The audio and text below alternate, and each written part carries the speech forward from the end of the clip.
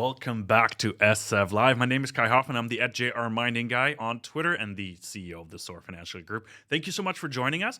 And we've planned something special for the next couple of weeks here. It's a year-end review. It's the end of 2022. And we invited the guests back that had the most views on our channel to sort of recap the last 12 months, but also provide a bit of an outlook, trend analysis for the next 12 months to see where we're at. Guests include now today we got Andy Schechtman joining us, but also we got Jim Urio, Rick Rule, Alistair McLeod, and also Lawrence Lepard joining us here over the next 2 weeks. So stay tuned, subscribe to the channel, hit that like and subscribe button, and leave a comment, of course, as well. We've got a jam-packed episode. I just had a chance to speak with Andy. Lots of ground to cover. What has happened in the last 12 months, of course. How does China reopening play in? What does registered versus eligible silver ounces mean on the Comex? And lots more. But let me bring my guest on. Andy, it's great to see you again. Thank you for joining us for this year-end review. You got it, brother. Happy holidays. It's good to be here. Good to see you too. It's really amazing, Kai, how fast a year has gone by. I mean, it just still kind of blows me away. Actually, the last 3 years, the passage of time since 2020 has been something that is just it's even hard to explain. I don't know if it's the same for you, but for me, it's been a blur, man. It's been a blur, but it's good to be back. Good to see you again, and thanks for having me. No, likewise. Yeah, traveling a lot as well for me personally, but also I don't know. I've read somewhere like because we're getting older, the year in percentage of our overall lifetime becomes shorter, so it feels faster, right? So if you're 10 years Yeah, it old, was a great. year My is like father always 10% of told it, me, right? my father always gave me this great analogy about life. He says, it's like a roll of toilet paper. When you're young, you don't notice the passage of time or the roll getting any smaller. But as the roll starts to get smaller, you notice the speeding up of the roll getting closer to the cardboard, if you will. And that's kind of what it's like these days. It's just when I was young, time was something that just never seemed to move. And as you get older and you watch your children grow and you watch everything just blur by you, it just the passage of time is accelerating. It's kind of intriguing if you think about it. But anyways, I'm always happy this time of year kind of just to slow down a little bit and give thanks and enjoy. Usually starting with Thanksgiving here in the States, it's something that I kind of start to downshift a little bit and take it easy. So anyways, for what it's worth, I look forward to chatting here and No, it's like that would have been the perfect segue to talk about the US dollar, but we're not going to talk about the US yeah, dollar. right, the toilet paper, right. No, we're going to talk about let's actually start last 12 months, Andy. Like it's been a roller coaster, and maybe one of the reasons why it went by so fast. There's been news pretty much every single day on the macros. Like Yeah. it's like pretty much like February, Russia invaded the Ukraine. Ever since the markets have been in even more in disarray than before due to COVID. Like it's a roller coaster. Every morning I wake up, I open up Reuters to see what the big news of the day was, and like doesn't matter if it's China reopening, if it's the Ukraine news out of Ukraine, Russia doing whatever, the US dollar doing XYZ. Like I don't know, it is a roller coaster. And that's the difference. That is the difference, Kai, because I started doing this in 1990, and you would have an event every so often, maybe one or two a year, not one or two a day or one or two a week. And that's really what's different. I think people are becoming anesthetized or just overloaded with so many things that keep happening that used to be so significant. And now it's just part of the fabric of today's society, and it's challenging to deal with sometimes. The overload, the massive amount of sensation that you're getting, overstimulus, and taking a step back and trying to take a look at the big picture is what I try to do. That's my role as being a commentator in this space, is the macro perspective, and because if you focus on the micro, you're going to go crazy. Absolutely, yeah. Just today, Bank of Japan announced that they're they're increasing their rates. Nobody expected that as well. So every single day, like best comparison, 1990 to today is like social media is making elephants out of ants. I think as well. I don't know. Everything's moving faster, right? How'd you perceive the last 12 months, and what was maybe some of the highlights of the year, positive and negative for you? Well, I mean, look, this has been the year of the Ukraine, obviously. Um, from a standpoint of how I viewed it, to me, everyone's been focusing on the Ukraine, been focusing on things that, in my mind, have had less significance on the macro perspective than the things that I have been focusing on, kind of under the surface, on the periphery, and that is the BRICS nations and the way that they're all gathering together little by little, every single day, a piece of this narrative that we talked about last time we were together, and something that I've been focusing on really for the last couple of years. So, look, to me, this has obviously been the year of Ukraine, and I understand that. But for me, the significance of what has been happening, at least from where I sit, there have been two things. One, the massive drawdown off the Comex and the London Metals Exchange. We have seen a precipitous and very methodical drawdown of inventory from the LME and from the Comex, and it's been relentless. That, to me, is probably the most significant thing in terms of price action, because I would say to you, Kai, that the manipulation on Comex, the suppression of the paper price, and the rhetoric that we see being, well, with 40-year high inflation and war, gold and silver should be stronger. Well, that's all, to me, rhetoric that is being betrayed by a drawdown of supply off of the exchanges that is so extraordinary that it has to be addressed. Because one of the things that's most important to understand is that when the metal leaves the COMEX ecosystem or leaves the London Metals Exchange ecosystem, the liquidity is severely severed. Because in order to get it back into that system to where you could have industrial liquidity, where Elon Musk says, hey, I'll pay $40 premium for every ounce of silver that people have on 1,000-ounce bars. How many people are going to snap that up like that? Well, if you're outside the ecosystem, you're done. To get it back in, to get it reassayed, it would take a long time and would cost a fortune. So when we see all this metal leaving the COMEX and leaving the London Metals Exchange, which I know we'll touch on here in a moment, where it's going, is significant. It's a one-way ticket. That's number one. Number two, the gathering of these countries around the world, whether it be the Belt Road Initiative, the Shanghai Cooperation Organization, or most relevant to me, the BRICS nations, and all of the countries that are joining together. Here again, we are being misdirected into looking at what the Federal Reserve hasn't done or what they intend to do. We are being misdirected into looking at things like the January 6th committee and all of this noise and all of this nonsense, when 80% of the world's population is forming a coalition. And the significance that that's going to have, I think, to the Western world is really topic number one. And I guess, to me, this year has been filled with a lot of white noise. And that white noise is very distracting. So, look, the biggest money in the world, Kai, is draining the exchanges of precious metals. And there's a lot I could say about that, but that, to me, has been the most intriguing thing. Everything else around, to me, has been a distraction. And I think that's the path that I choose to follow right now. Yeah, interesting. Like it's difficult to sort of sort through the weeds and really focus, right? And focus on that. How do you call that? The main piece there, like the physical part. Like for me, as we just mentioned, like there's so much noise, as you said. Like the Bank of Japan this morning.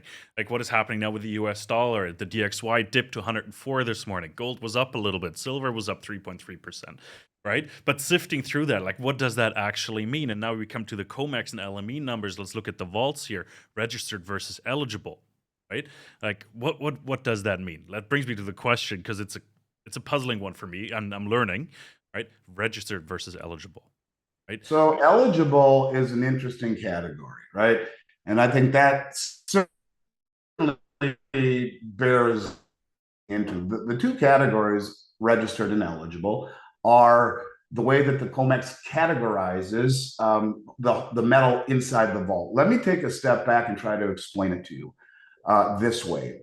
I had a client who placed a very, very large order recently. It was $35 million in 1,000-ounce silver bars. We have a wonderful storage program with Brinks, and we have facilities all around North America. Their biggest bellwether facility is Salt Lake City.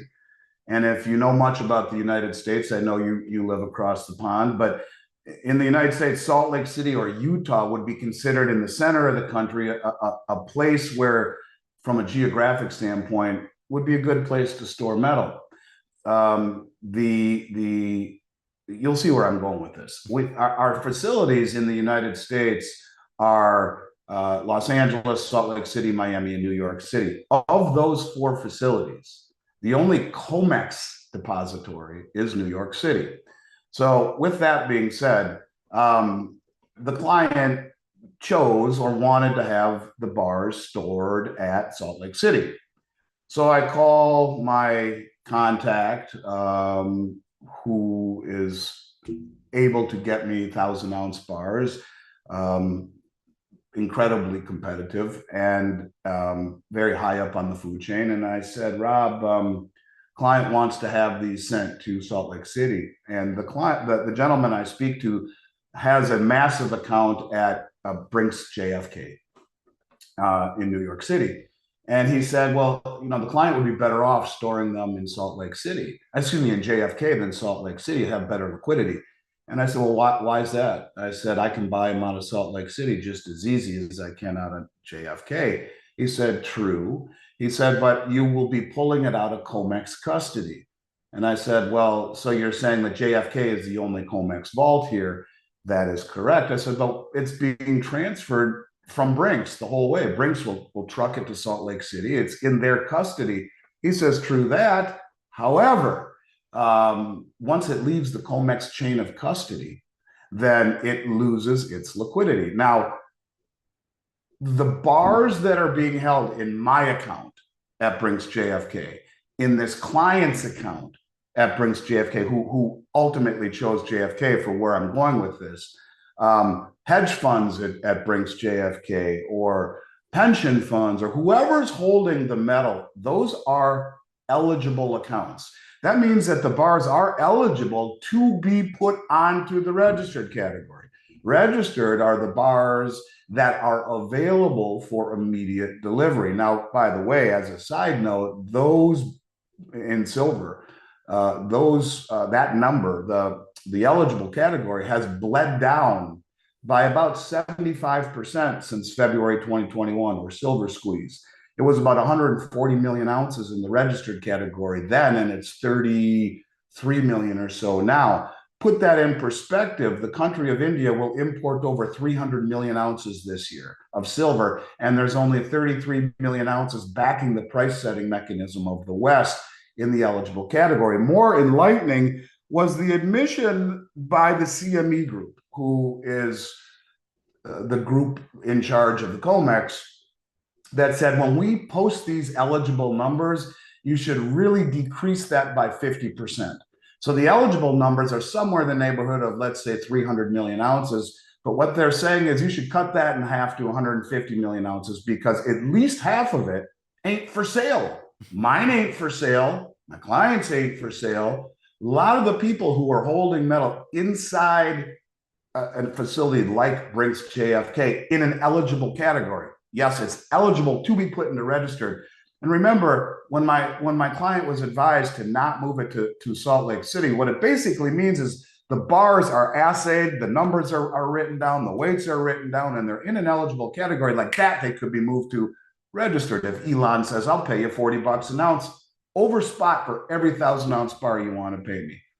And people would jump at that. So the point is simply this. We have eligible, we have registered. Registered are the bars that can be delivered. In silver, it's roughly 33 million ounces against a backdrop of demand in the world that right now will exceed 1 billion ounces this year, according to the Silver Institute. We will be in a deficit of somewhere in the neighborhood of, 200 million ounces. So when you realize that there's just a tiny, tiny bit of silver held in the registered category in comparison to the amount of demand and or accumulation by countries like India, or an expansion in green and digital applications, something is about to break. And more importantly than all of this is the massive drawdown we are seeing. On the LME, they have the lowest amount of silver that they've ever had since they started keeping records. So this is not just centered here in the Comex. Bottom line is simply this: from the very top on down, the most sophisticated, well-funded, and well-informed traders are very quietly exiting stage left. And I want you to understand that when you exit stage left, you have substantially diminished your liquidity, unless you don't care, unless you're just, bye-bye, I'm going somewhere else and I ain't ever looking back.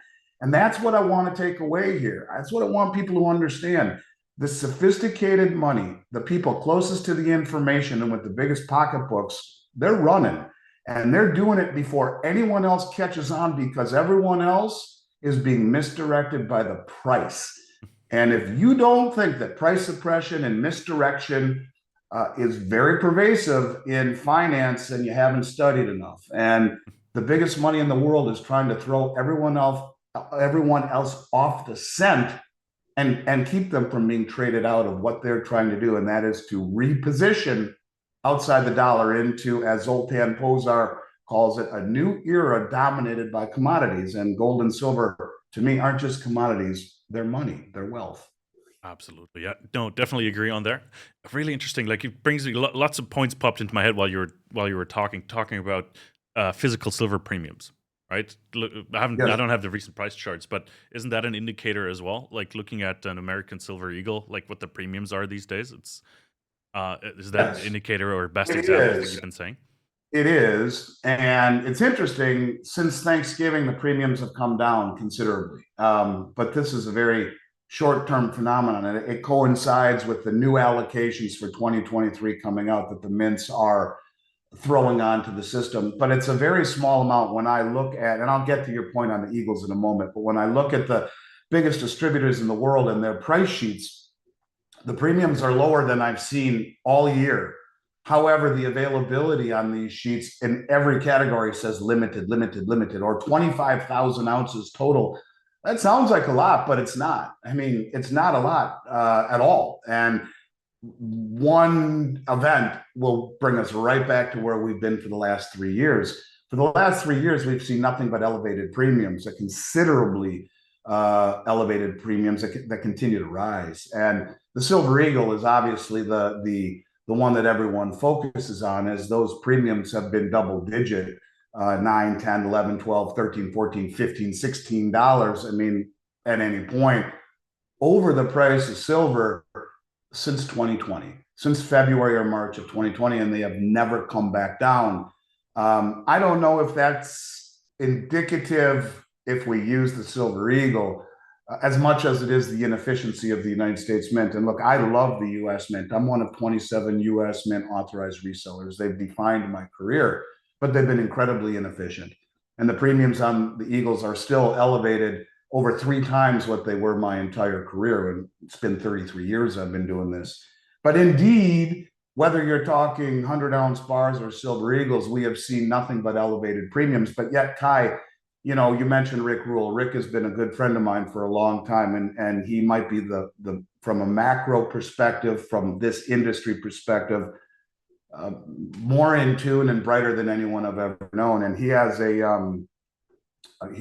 statement that he talks about frequently, where he says, "Look, if we take the entire financial matrix of the United States, from Joe Sixpack to the Harvard Endowment Fund, and give it a percentage of metals ownership and allocation to their whole portfolio, it is less than 0.5%. He then goes on to say that if we take a 40-year mean, a 40-year average, that's 2.5% allocation. So someone has $1 million in their portfolio, they have 25,000 in precious metals. Seems pretty reasonable. Well, if that were to happen, it would be a 5-fold increase in demand. And like that, it's over. The demand would completely obliterate the little bit of supply. What it basically boils down to, Kai, is that you and I and the people we talk to are the pimple on the elephant's ass. And the elephant hasn't turned around yet to see what's going on, to itch that thing on its rear end, because it hasn't really caught wind of precious metals yet. And that has to do with the suppression of the Comex market, the suppression of the paper prices by, the 4 or 5 large bullion banks that have a reason for doing it. And when you look at the massive accumulation by an entity like JP Morgan, by Ted Butler's estimation, has 1.2 billion ounces of silver, 12 times what the Hunt brothers tried to accumulate, and close to 45 million ounces of gold, all told, the largest physical position of metals at one time. This is all misdirection. And here again, we find the biggest money in the world using the rhetoric, using the price, using the fact that so few people understand what's happening to reposition themselves. And once that happens, people wake up. The elephant wakes up, the crowd wakes up, and overnight they find that there's nothing there, that the supply has disappeared and the premiums have gone to the moon. And this is a microcosm of what we've experienced for the last 3 years, but nothing like what we will see when the elephant wakes up, when the mainstream wakes up, when just 5% allocation is demanded. Well, that's a tenfold increase in demand that won't be able to be met in this industry, that I can assure you. If you're not positioning now before the boat goes down, you're going to drown. And I hate to be pessimistic, but I think if you're not a contrarian right now, you're going to be a victim. And that's the truth of it. No, and that's just investing we're talking about. We're not even talking industrial uses here. You brought up Elon Musk a couple times, so I want to blend my next question a little bit and talk about OEMs. That's what Elon Musk sort of synonymously stands for, as a chief owner of Tesla. There, OEMs coming to the market and outlook of 2023. Right, we've seen Tesla make, at least confirm talks with Glencore, for example, to get access to metals. Silver, sort of a battery metal, if you want it, like one of the greener precious metals, or maybe the greenest precious metal. Or yeah, maybe, I don't know. Bold statement here, because we got palladium and platinum in there as well. But how does that sort of develop over the next 12 months? Do you see the OEM sort of coming upstream? I think we're seeing more of that. BMW just signed an agreement with Jetty Resources on the carbon copper side, carbon zero copper side. So I see that happening more. Do you see that happening on the silver in the silver space as well? It has to. And maybe that's part of the large drawdown we're seeing off of Comex. If they're not witnessing and realizing this, I'd be shocked. A guy like Elon Musk is 2 or 3 steps ahead of everyone else. And so if he hasn't secured his stockpile of silver and platinum and all the metals that he would need, and the rare earth metals that would be needed to facilitate battery production, they're out of their mind. And it's interesting, we're talking about going green here in the States, but the majority of all the rare earth metals that are needed for battery production are in China.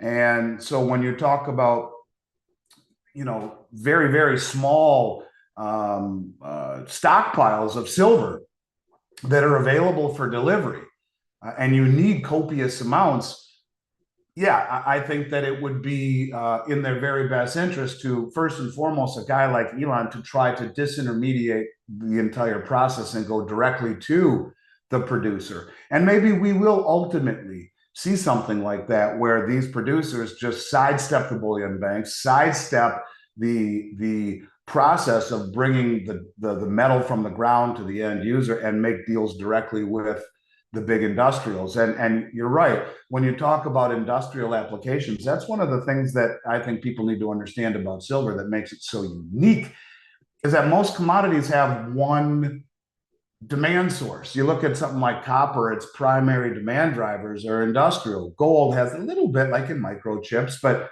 mostly it's monetary. Silver, to me, becomes so unique because of the duality of its demand, where you have a renaissance that we've experienced in silver squeeze in global demand for silver, and rightfully so, based upon its ratio, or its relationship, not only geologically going back 5,000 years to gold, but also its price comparison. It's completely out of whack.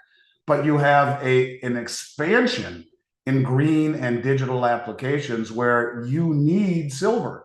And that's why it's called inelastic. You need a little tiny bit in order to make an end product, but without it, you're screwed. So you have to secure it. And if they are not, if they are not bringing this integration into their the front of their mind, into an asset that is depleting in nature, that for 5,000 years used to have a relationship to gold of 16 to 1 in geological terms, meaning 16 ounces of silver were mined for every 1 ounce of gold. If you ask my good buddy Keith Newmeyer what that ratio is right now, he'll tell you it's 7 to 1 globally. Globally, meaning silver is found in nature in a form called epithermal, very near the surface. The big deposits were found decades ago. So now it's only coming out of the ground at 7 to 1. At what point do we reach critical mass? There was a branch of the United States government. They're a geological branch of the US government. I don't know the exact name. It wouldn't be hard to Google it. But a few years ago, they came out and said, by our estimations, due to the massive drawdown in supply and geologically the drawdown in what is available to be found, we suspect that silver will be, if not the first, one of the first elements struck from the periodic table of elements, where it's like an animal that is becoming extinct. And so this is happening. And by the price, we would never understand it. But this is the manipulative world that we live in, where instead of the actual commodity controlling the price, it is the futures market, the tail wagging the dog, that is controlling the price. But what is betraying all of this is the drawdown in supply that we have never seen ever. In my 33-year career, I have never, ever, ever seen Comex deliver virtually anything, or the LME. And all of a sudden, it is. To me, that speaks to the very sophisticated. And I would put Elon Musk and Sony and Apple and Samsung in that sophisticated box. And I'm sure there's a good deal of that happening, whether it be drawdown from the exchanges or unilateral deals that are being made to disintermediate the silver process and the gold process from the ground to the end user. So yes, I think it is a big deal. So to put a bow around it, you're expecting a massive silver market next year. Yeah, I'm very bullish on silver, and I think that $30 to me seems still relatively low. Look, the ratio between gold and silver over the last 200 years on average has been 42 to 1 price wise. Geologically, 16 to 1, and now it's 7 to 1.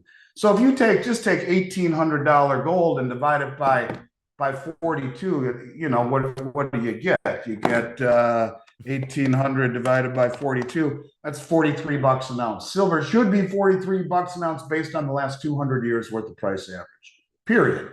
And that's still cheap. You divide it by 7, what is coming out of the ground that's $257. Now, I'm not saying that's going to happen, Kai, but what I am saying is this: at what point does what is available to be brought to public, to be pulled out of the ground, at what point does that have to sort of align with the demand and with the price? And, here again, suppression of the paper markets has created distortions and misallocations. And this is what's throwing people off the scent. And maybe this is why we are seeing the smartest money in the world methodically draw down the largest supplies of silver in the world before the herd or the elephant wakes up to what the hell's going on.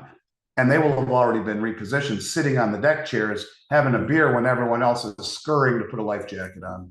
Absolutely. Andy, fantastic conversation. Fantastic. Thank you so much for your time. Thanks for coming back on, sort of recapping the year and giving us a bit of an outlook. Much appreciated. Happy holidays to you and your family. You too, brother. And can't wait to see you in January in Vancouver. We got to talk Chinese New Year and everything, and China's reopening strategy there. And I would love that. The market. So I would love that. To be continued. We'll pick up where we left off. Happy, healthy New Year and happy holidays to you, Kai, and everyone else out there.